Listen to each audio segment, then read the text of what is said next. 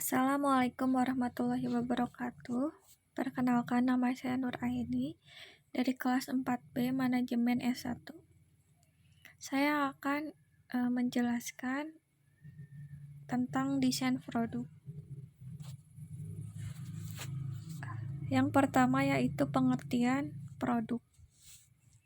Menurut Klotter dan Armstrong, produk adalah segala sesuatu yang ditawarkan ke pasar untuk mendapatkan perhatian, dibeli, dipergunakan, dan yang dapat memuaskan keinginan atau kebutuhan konsumen. Sedangkan menurut Stanton, produk adalah kumpulan dari atribut-atribut yang nyata maupun tidak nyata, termasuk di dalamnya kemasan, warna, harga, kualitas, dan merek, ditambah dengan jasa dan reputasi penjualannya. Sedangkan secara konseptual, produk adalah pemahaman subjektif dari produsen atas sesuatu yang bisa ditawarkan sebagai usaha untuk mencapai tujuan organisasi melalui pemenuhan kebutuhan dan keinginan konsumen sesuai dengan kompetisi dan kapasitas organisasi serta daya beli. Yang selanjutnya adalah atribut produk. Menurut Klotter dan Armstrong, atribut produk adalah pengembangan suatu produk atau jasa yang melibatkan penentuan manfaat yang akan diberikan. Menurut Pandi Ciptono, atribut produk adalah unsur-unsur produk yang dipandang penting oleh konsumen dan dijadikan sebagai dasar pengambilan keputusan. Atribut dibagi menjadi 3, yaitu 1 merek.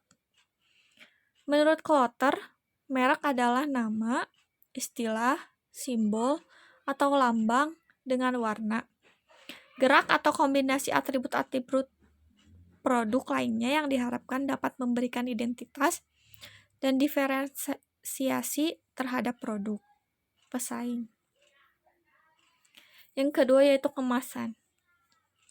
Menurut Klotter, kemasan merupakan proses yang berkaitan dengan perancangan dan pembuatan wadah atau pembungkus suatu produk. Yang ketiga yaitu pemberian label. Menurut Klotter, label adalah tempelan sederhana pada produk atau gambar yang dirancang dengan rumit yang merupakan kesatuan dengan kemasan. Yang selanjutnya yaitu siklus hidup produk.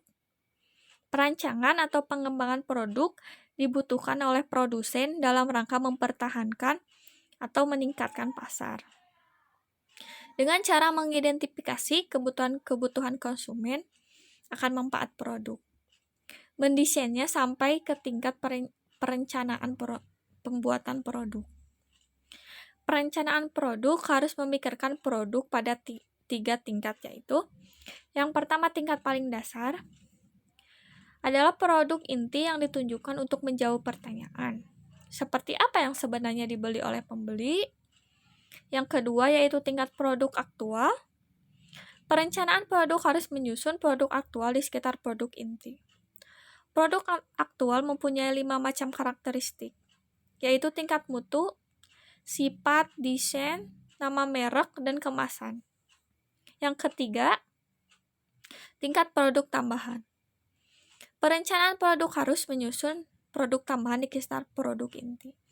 Dan produk aktual dengan penawaran tambahan, servis, dan manfaat bagi konsumen. Selanjutnya, klasifikasi produk. Yang pertama yaitu produk konsumen. Produk konsumen adalah apa yang dibeli oleh konsumen untuk mengonsumsi pribadi. Produk sehari-hari adalah produk dan jasa konsumen yang pembeliannya sering, seketika hanya sedikit membanding-bandingkan, dan usaha minimal. Yang kedua yaitu produk shopping. Produk shopping adalah produk konsumen yang lebih jarang dibeli, sehingga pelanggan membandingkan dengan cermat kesesuaian, mutu, harga, dan gayanya. Ketika membeli produk shopping, konsumen menghabiskan banyak waktu Dan usaha mengumpulkan informasi dan membanding-bandingkan produk shopping dapat dibagi menjadi produk shopping homogen dan produk shopping heterogen. Yang selanjutnya itu strategi pengenalan produk baru. Terdapat 3 cara mendasar untuk meninjau proses pengenalan produk baru, yaitu 1. Menarik pasar atau market pull. Produk baru ditentukan oleh pasar dengan sedikit perhatian terhadap keberadaan teknologi dan proses operasi.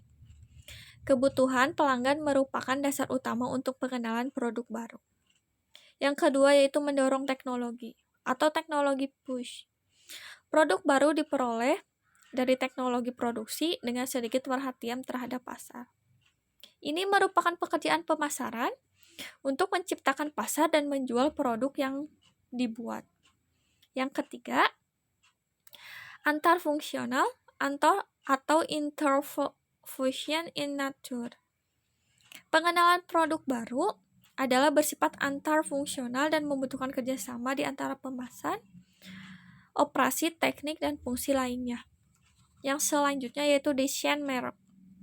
Secara prinsip, merek adalah nama, istilah, tanda, simbol, rancangan, atau kombinasi dari semua itu yang dimaksudkan untuk mengenal produk atau jasa dari seseorang atau beberapa penjualan dan untuk membedakan dari produk pesaing. Merek dapat menyampaikan 4 tingkat arti, yaitu pertama, atribut merek pertama-tama akan mengingat orang pada atribut produk tertentu.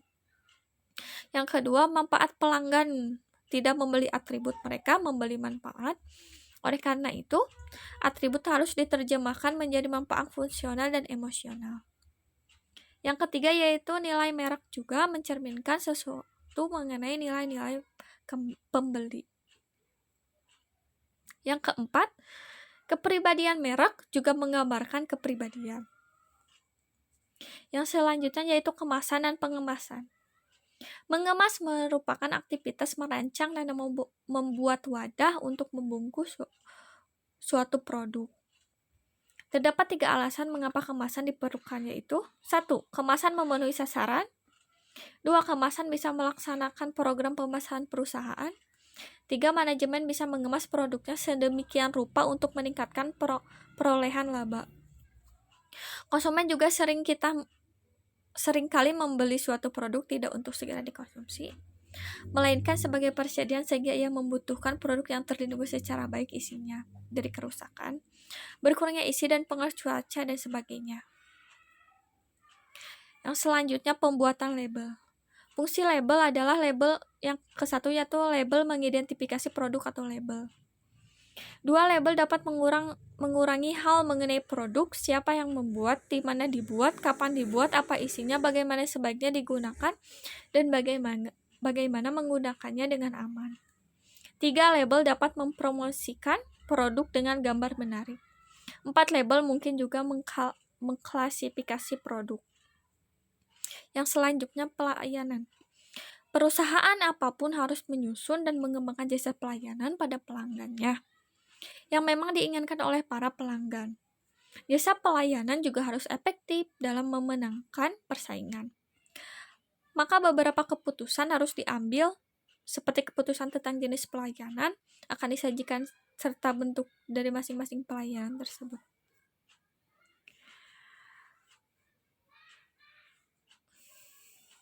Terima kasih atas perhatiannya. Mohon maaf bila ada kesalahan.